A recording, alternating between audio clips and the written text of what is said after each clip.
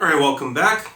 So in this video, we're now going to move on to chapter 8 of book 2, and we're now going to talk about influence type psychic abilities, right? So like I said, I just feel the need to break psychic abilities down into two main categories. So in the last chapter, we talked about sensory type psychic abilities, right? So that's one category. And in this chapter, we're now going to talk about the second category, which is influence type. And we're going to go over what that means. But in this chapter in general, in order to talk about influence type psychic abilities, you're going to have to talk about a new substance or a new phenomenon, which is generally referred to as your chi or chi energy, right? So we're going to talk about the concept of chi energy throughout this chapter. I'll go over it in more detail once we get up to that section, why I use that term, but in a nutshell, I don't think, to talk about influence type psychic abilities, you have to talk about chi. Right, so the first thing I want to talk about before I get into this is that just like I said many times, just like I said many times in the last chapter, influence type psychic abilities are no different, right? They're no different in the sense that these are considered to be, there are special rules that are related to using your psychic abilities in the form of influencing things, right? And so, and by special rules, I'm referring to rules from God, right? And so if you use these illegally or in the wrong way, right, then you are acting against God, and that is sinful, right? So it can be very bad for you to do this, right? You can attract demonic entities in your life and end up psychically possessed, right? So just like before, you shouldn't do any of this without God's permission, right? I have never received God's permission to do any of this. That does take a caveat, which I'll explain more toward the end of the video. But I know right now there's something God does want me to do. I don't know yet if it's using these. Like I said, I don't know if I said it last video, but I did mention previously in the previous chapter that I feel like God is calling me to use psychic abilities in a certain way. I don't know if even the best term is psychic abilities for what he wants me to do, but I feel like he wants me to do something that might fall into this category in a way that's actually good, right? And however, when I started using them, this is recently, right? So I started using them again because I think he wants me to. I started having dreams where he was telling me no, right? So he does not, the way I was using it is pretty much similar to the way I used to use it. I did change something a little bit, but he was still telling me no, not like that, right? So I'm still figuring it out. I believe he wants me to kind of figure it out. And like I think I mentioned it before, he did give me a hint. I just haven't started that yet or got into it again yet.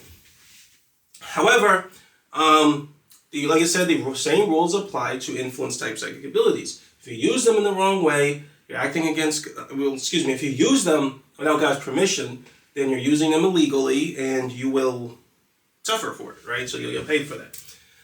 Again, I'm just teaching you how these things work because I believe God wants me to, and it's useful to just have a general idea of the nature of chi and influence type psychic abilities in general. So to go over it, this first point, influence type psychic abilities refer to your spirit's ability to change a target in some way, right? So basically, we talked about how your spirit has the ability to sense things in reality, right? Normally, your sensory capabilities are just regulated to the body or relegated to the body, and your sensory type abilities, which come from your spirit, are not turned on at all, right? At least they're not that they're not turned on at all, but they're not turned on anywhere near enough for you to rely on them for sensing things in reality. You just exclusively, for the most part, at least for involuntary sensing, right, you rely on your physical body.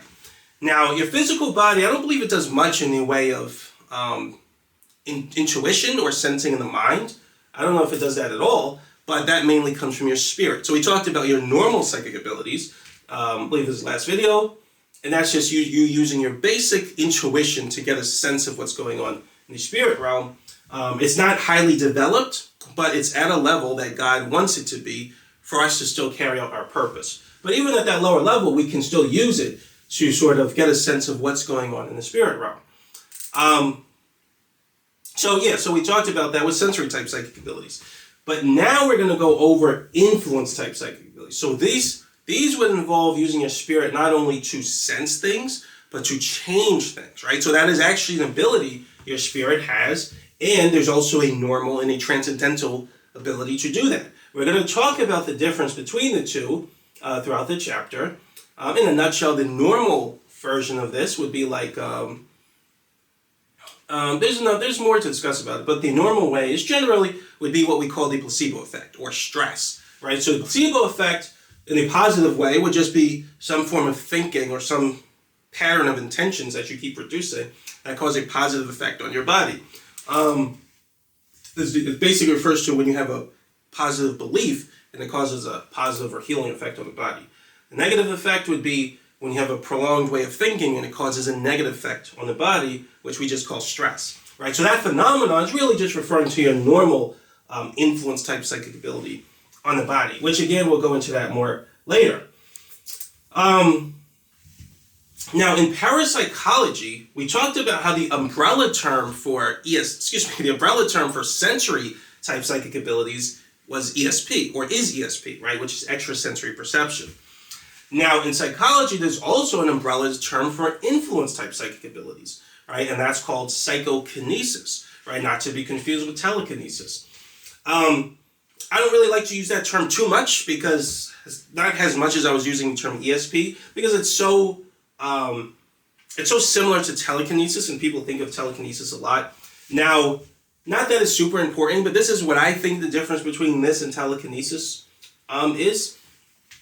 So telekinesis basically just involves using your mind in a sense to, it involves creating motion or causing motion in some object at a distance, right? Which just means using your mind to make an object move, right? And generally it would be translational or rotational, but generally macroscopic motion, right? Something you could see. Now, psychokinesis is far more specific, right? So psychokinesis really is referring to influencing a target, which means influencing it using your mind at a distance, right? So not interacting with it in any physical way, but using your mind to influence it in any way you can imagine, right? So sometimes that can be motion, but sometimes there are other ways. There are different scales of motion, right? So, for example, if I influence the molecules in a object to move faster, that would technically be increasing its thermal energy, right, or its kinetic energy at a microscopic level, which that wouldn't necessarily be the same as telekinesis, right? So psychokinesis can involve many different things and come in many different forms. Oh yeah, actually, let me just go over to this next point. So psychokinesis can cause change in the form of transmutation. That would be like alchemy, trying to change matter in some way.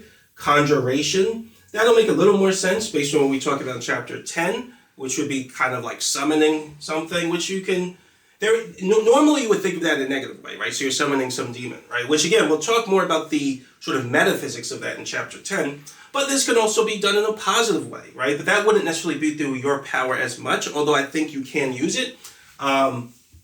We'll talk more about the positive way, which would involve God and angels and things like that. You would generally use your prayer. You would generally pray to do that. If you have a strong relation, and you would need a strong relationship with God, obviously. But there's conjuration. There's fortune changing, which is like spells, curses. And there's general motion, right? So we're not going to really go over these other ones at all. Like I said, we're going to talk about the concept of these other ones. Not really transmutation, but we can talk about the concept of conjuration, fortune changing. We'll talk about those more in chapter 10, not really in this context, because it basically, to do it the proper way, right, the good way, you just rely on God. You rely on the Holy Spirit. You're not really using your power to do any of this. When people do that, which is white magic, what they think they're doing in a positive way, they're still using their spirit's power illegally, right? So even if you think you're using it for a good way, you're still having a negative impact on all of reality because you're not doing it through God's Spirit. God's Spirit's the only one that can use this type of energy in a perfect way that doesn't lead to all types of negative outcomes, right? Well, that'll actually make a little more sense based on what we talk about later in the chapter. So, but I'm just saying that when we talk about it in the good way, it's always going to be doing it through God's Spirit. right? Even though this would play a role because the intention itself will cause you to use these probably on a normal level. But again, that'll make more sense later. But anyway, going back to this, we're going to more or less talk about this throughout the chapter, just because we need to pick something to talk about these abilities I'm using. So in the last chapter, we talked about, actually I'm skipping ahead to this, but I'll just go ahead. So in the last chapter, we talked about using sensory type psychic abilities in terms of clairvoyance, or using the sense intention to see something, right? Basically, we just need to pick some version of a psychic ability to talk about and explain things, right? So we're going to do that same thing here. We're going to use general motion, so we're not going to talk about any of these. So general motion just means using psychokinesis in a way that primarily just makes things move, right? But we're not going to talk about any form of telekinesis. We're going to talk about it in the form of healing, right? So healing the body. So that just causes motion in the body that reflects the state of healing, right? And so this is the only one. Actually, let me read this next point. So I pretty much covered these two.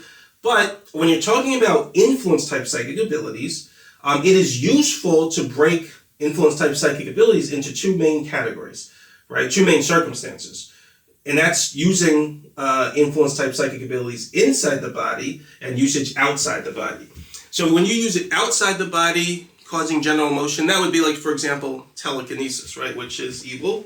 If you use that, you're going to, if you do that, and I have actually done it before, believe it or not. I think I mentioned it before. I didn't think it was possible until I did it, right? And so that was amazing. I'll talk a little more about that later. And I think I mentioned it already, so there's not too much to discuss, but I'll mention it again later. But that's using your psychic abilities outside the body, but using psychic abilities inside the body it's different, right? So it functions completely differently. Your normal psychic abilities play a role in that case. Your normal psychic abilities can barely do anything outside the body, at least in a normal way. In a noticeable way. They would have to be transcendental. But that's why, so because it's so easy to use it inside the body, it's just useful to break it down into those categories. Now, so like I said, we're going to have to pick one. We're just going to have to pick something to talk about in terms of explaining these abilities, and I'm going to talk about healing. So I've never, just like sensory type psychic abilities, I have never used influence type psychic abilities that much, so I don't have a lot of experience with them. And not because I don't know how, right? Not because I don't know how, but just because I really don't kind of want to go there, right? So the only thing I've really tested this in depth with, once I learned how to do it, was healing. So I had to, like I said, I had to pick something to do with my intention to sort of test this stuff.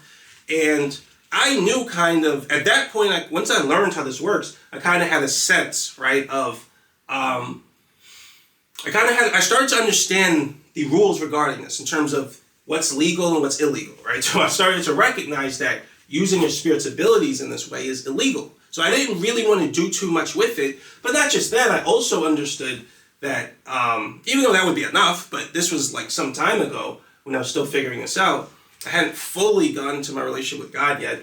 And so the other reason is because I know how chi works, right? So I know how chi energy works. It could be very dangerous if you're using it and you don't know what you're doing, right? I know that chi energy is generally considered to be, something healthy, right? I don't know if I talk about it in the same way it's generally talked about. Well, we're going to go over it more later, but no, right? Messing with your chi in a supernatural way could be very dangerous if you don't know what you're doing, and we'll talk more about why later. So I knew this, so I didn't want to do too much, especially using chi inside my body in a way that would be, cause a lot of damage. So I picked something I thought was very safe, which it's not real. This isn't really safe that safe either. But I picked the intention of healing. So I'm gonna just heal my body. I feel like I almost can't go wrong with that intention and that expression of chi energy. So let me test that. And so I'll talk more about what happened when I did that, because this was the only usage of my chi that I ever charged decently far. And I had some very kind of freaky experiences, a very freaky experience doing this, and I'll talk more about that later. But, like I said, just because we have to pick something, we're going to generally talk about psychic abilities in the form of healing. But again, I've never charged it that far, so I don't really know what happens when you keep doing this. But, again, I believe God just wants me to give you guys the basic framework. So we're gonna talk about the basic framework also of influence type psychic abilities. So we already touched mostly on the framework in the last chapter, which is that these abilities come from your spirit. They're controlled by the subconscious. However, there's a little bit more to talk about when it comes to influence type psychic abilities. There's stuff that come up for this that didn't apply at all for sensory type psychic abilities. So we're going to go over that in this chapter. In the next video, I'm going to talk, well, before I even get into it,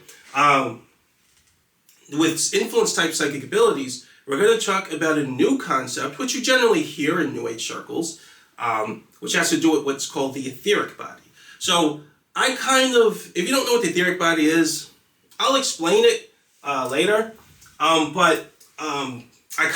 Basically you can associate it with like the aura, basically. It's like it's like a secondary body that your spirit has. But I'll explain it a little more later. But I basically came to that same conclusion that in order for this to work, and the framework of my theory to make sense, I felt like I needed another body different from the spirit in order to explain everything. And so basically that agrees with a lot of concepts in the New Age. So even if those things might be correct, that doesn't really change the fact that if you use this stuff, again, illegally, right, then you are sinning and you're going against God's will, and you can end up psychically possessed. And that happens all the time for people who get into witchcraft and magic and stuff like that, whether it be black magic or white magic, right? White magic is still evil, right? Any using this in any way outside of God's will is bad. So yeah, next video, we're going to talk about, in order to set up the new framework, the additional framework needed for influence type psychic abilities, we're going to talk about different types of connections, right? So actually, we're going to talk about what I call the silver cord connection, which is a connection between your subconscious and your body, and that's different from a transcendental connection. But yeah, that's it for now, though. Just wanted to set out the basic intro to the chapter. But yeah, that's it. Thanks for watching, and I'll see you next video.